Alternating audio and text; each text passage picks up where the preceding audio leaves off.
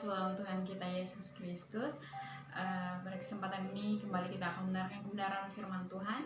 Namun mari kita berdoa sebelum kita melanjutkan kebenaran firman Tuhan kita. Dalam nama Bapa, Putra, dan Roh Kudus, Allah yang Esa. Amin. Tuhan Yesus yang baik, yang mengucap syukur pada hari ini, berkat-Mu tercurah dalam kehidupan kami. Bapa yang baik, pada kesempatan ini kami akan diperdengarkan oleh kebenaran firman Tuhan-Mu. Biarlah Tuhan Yesus kami diberkati, berkati yang menyampaikannya, biarlah Roh Kudus Tuhan berkata-kata. Inilah kami Tuhan, kami serahkan ke dalam tangan pengasihan-Mu, dalam nama Bapa, Putra, dan Roh Kudus, Allah yang Esa. Amin. Saudara-saudara terkasih dalam Tuhan kita Yesus Kristus, firman Tuhan yang datang kepada kita pada hari ini terambil dalam Injil Markus pasal 2 ayat 13 sampai dengan ayat yang ke-17. Demikian kebenaran firman Tuhan. Sesudah itu Yesus pergi lagi ke pantai danau dan seluruh orang banyak datang kepadanya. Lalu ia mengajar mereka. Kemudian ketika ia berjalan lewat di situ, ia melihat Lewi anak Alfeus duduk di rumah cukai, lalu ia berkata kepadanya, "Ikutlah aku." Maka berdirilah Lewi lalu mengikuti dia. Kemudian ketika Yesus makan di rumah orang itu, banyak pemungut cukai dan orang berdosa makan bersama-sama dengan dia dan murid-muridnya, sebab banyak orang yang mengikuti dia. Pada waktu ahli-ahli Taurat dan golongan Farisi melihat bahwa ia makan dengan pemungut cukai dan orang berdosa itu, berkatalah mereka kepada murid-muridnya, "Mengapa ia makan bersama-sama dengan pemungut cukai dan orang berdosa?" Yesus mendengarnya dan berkata kepada mereka, "Bukan orang sehat yang memerlukan tabib, tetapi orang sakit yang datang bukan untuk memanggil orang benar, melainkan orang berdosa." Saudara-saudara yang dikasihi dalam Tuhan kita Yesus Kristus, sebelum kita lebih jauh mendengarkan kebenaran firman Tuhan, kita harus tahu siapa itu Lewi. Di dalam Injil Markus ini menuliskan dan menjelaskan siapa itu Lewi. Lewi adalah seorang pemungut cukai. Di dalam ayat yang ke-13 sampai ayat yang ke-14 dikatakan dia adalah seorang pemungut cukai. Pada masa itu seseorang yang berprofesi sebagai pemungut cukai dipandang oleh orang Yahudi sebagai seorang yang kotor dan orang yang berdosa oleh masyarakat Yahudi. Pemungut cukai juga dipandang sebagai pengkhianat, yang mana Lewi ini adalah keturunan Yahudi, namun dia bekerja sebagai pemungut cukai untuk orang Romawi. Nah, di sini kenapa Lewi ini dipandang sebagai pengkhianat atau dipandang sebagai orang yang berdosa? Karena dia adalah keturunan Yahudi, tetapi dia bekerja sebagai pemungut cukai dan dia melakukan pekerjaan itu untuk orang Romawi. Jadi oleh karena itu tidak heran jika orang Yahudi memandang dia sebagai seseorang pengkhianat atau seseorang yang berdosa di hadapan mereka. Dari kisah kehidupan Lewi ini saya mengangkat tema bagi kita semua, yaitu hidup berharga bagi Allah. Kita percaya bahwa setiap kita adalah berharga di mata Tuhan. Kita harus percaya bahwa tidak ada satupun yang sia-sia dalam kehidupan kita ketika Tuhan memilih kita untuk perpanjangan kemuliaan-Nya. Di sini kita boleh tahu bagaimana Tuhan memandang kita dengan sangat berharga. Yesaya menuliskan dalam Yesaya pasal 43 ayat 4, di sini firman Tuhan berkata, "Oleh karena engkau berharga di mataku dan mulia, dan aku ini mengasihi engkau, maka aku memberikan manusia sebagai gantimu dan bangsa-bangsa sebagai ganti nyawamu." Luar biasa Tuhan memandang kita berharga dan mulia. Kita harus bangga bagaimana kita dipilih Tuhan menjadi orang-orang yang dipakai Dia untuk kemuliaan namanya. Saudara-saudara yang dikasihi dalam Tuhan kita Yesus Kristus, tidak ada yang sia-sia dalam kehidupan kita ketika Tuhan sendiri memilih kita untuk menjadi kemuliaan bagi namanya. Mungkin pada saat ini banyak orang yang menganggap dirinya tidak berharga atau menganggap dirinya lemah, dirinya tidak berarti apa-apapun. Tetapi percaya Tuhan yang mengatakan Dia menganggap kamu berharga, menganggap kamu mulia di hadapannya. Mungkin dunia menuntut kita untuk menjadi orang yang sempurna menurut pandangan dunia.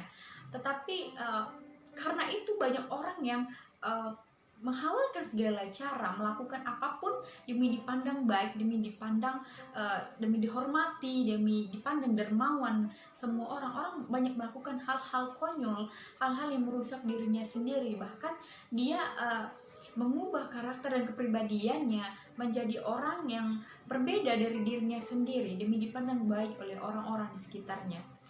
Tuhan ingin kita sadar bahwa seperti apa kita, itulah diri kita. Jangan kita menggunakan topeng untuk menutupi diri kita, menutupi jati diri kita. Bagaimana juga Tuhan mengatakan bahwa Tuhan benci kepada orang-orang yang munafik. Tuhan tidak ingin melihat apa yang kita lakukan kepada orang lain, tapi itu tidak kita lakukan untuk diri kita sendiri. Tuhan ingin apa yang kita lakukan untuk diri kita sendiri, apa yang ada dalam hati kita, itulah yang kita ajarkan kepada orang lain, itulah yang kita lakukan kepada orang lain. Saudara-saudara yang terkasih dalam Tuhan kita Yesus Kristus, kita harus tahu bahwa Tuhan tidak pernah memandang rupa kita, Tuhan tidak pernah memandang jabatan kita, Tuhan tidak memandang harta kekayaan yang kita miliki. Tuhan tidak pernah memandang segala kehormatan yang kita miliki di dunia ini, tetapi Tuhan memandang hati kita, Tuhan memandang kesungguhan kita, Tuhan ingin memandang bagaimana dari dalam diri kita melakukan kebenarannya. Dalam 1 Samuel pasal 16 ayat 7b, firman Tuhan berkata di sini, yaitu bukan yang dilihat manusia yang dilihat Allah. Manusia melihat apa yang di depan mata, tetapi Tuhan melihat hati. Tuhan memandang hati kita, bukan apa yang dipandang mata manusia saja. Kita harus tahu Tuhan itu memandang kita dengan sangat berharga, bukan hanya dari penampilan di jabatan kita, tetapi Dia memandang hati kita yang tulus, hati kita ingin berserah kepadanya, melakukan kebenaran firman Tuhan.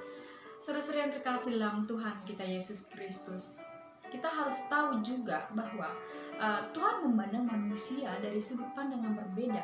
Mungkin manusia memandang sesamanya dari finansial, dari kehormatannya, tetapi Tuhan memandang dengan sudut pandang yang berbeda. Bagaimana juga firman Tuhan berkata dalam 1 Korintus pasal 1 ayat 27 sampai 29, firman Tuhan jelas mengatakan di sini bagaimana Tuhan memandang manusia dengan cara yang berbeda.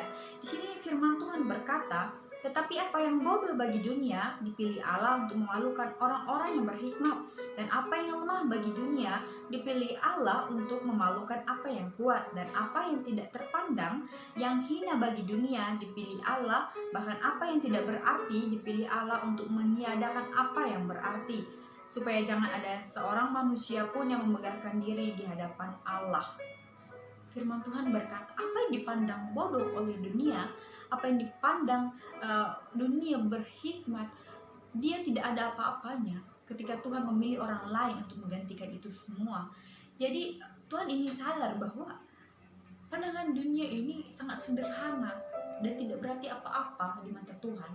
Tuhan punya hal yang lebih menarik, hal yang lebih luar biasa, yang boleh menakjubkan manusia, bagaimana manusia itu menyombongkan apa yang manusia punya. Tetapi Tuhan berkata bahwa itu semua tidak berarti apa-apa bagiku ketika kamu sudah bersikap sombong, sudah bersikap angkuh dalam dirimu.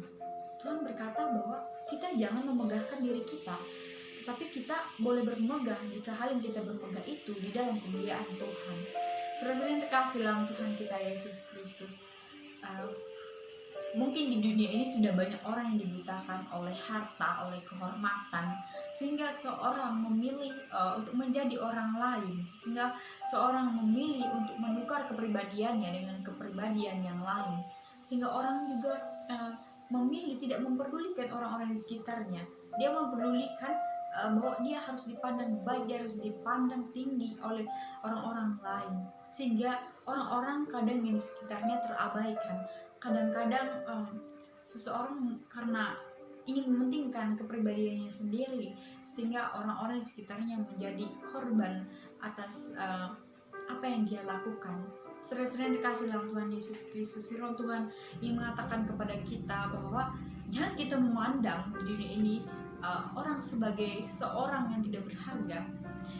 Kita boleh lihat bagaimana orang-orang di luar sana, seorang yang memiliki cacat fisik, baik yang kehilangan anggota tubuh atau yang lumpuh dan segala macam. Tuhan memakai mereka secara luar biasa. Tuhan memakai mereka untuk menjadi contoh. Tuhan memakai mereka untuk menjadi orang-orang yang dapat diteladani dan dipanuti. Saudara-saudara yang dikasihi dalam Tuhan Yesus Kristus, pandangan dunia sudah benar-benar rusak dan salah. Bagaimana Tuhan ingin menyadarkan kita bahwa Tuhan punya hal yang lebih baik daripada yang kita pandang baik. Saudara-saudara yang dikasihi dalam Tuhan kita Yesus Kristus, jika ada di antara kita yang memandang diri kita tidak berarti apa-apa dan tidak berharga, Tuhan tidak demikian. Tuhan memandangmu berharga.